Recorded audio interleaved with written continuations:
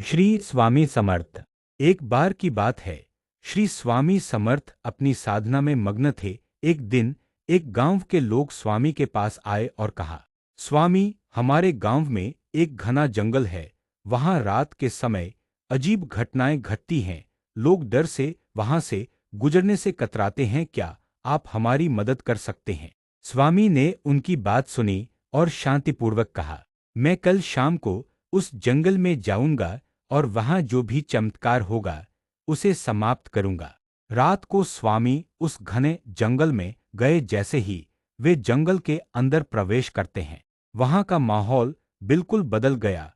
अंधेरा घना था और हवा में अजीब सी सिहरन थी। तभी अचानक एक विशाल आकृति उभरी। वह आकृति किसी भूत प्रेत जैसी लग रही थी। जंगल के सारे जीवजंतु डर से इधर-उधर भागने लगे। स्वामी ने बिना किसी भय के उस आकृति की ओर देखा और कहा, तू कौन है और क्यों इस जंगल में आतंक फैला रहा है? वह आकृति बोली, मैं एक भूता हूं। मुझे इस जंगल में सालों से फंसा दिया गया है।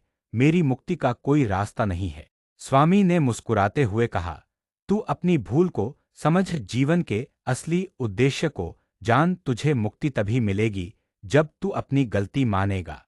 यह सुनकर वह आकृति धीरे धीरे लघु और फिर एक साधारण मानव रूप में बदल गई।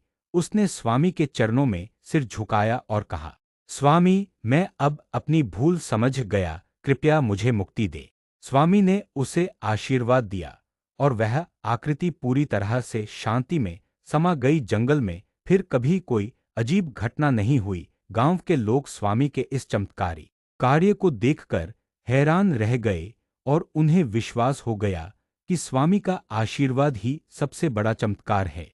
श्री स्वामी समर्थ का यह चमत्कारी कार्य आज भी लोगों को मार्गदर्शन देता है कि जीवन में सही रास्ते पर चलने से हर समस्या का समाधान होता है।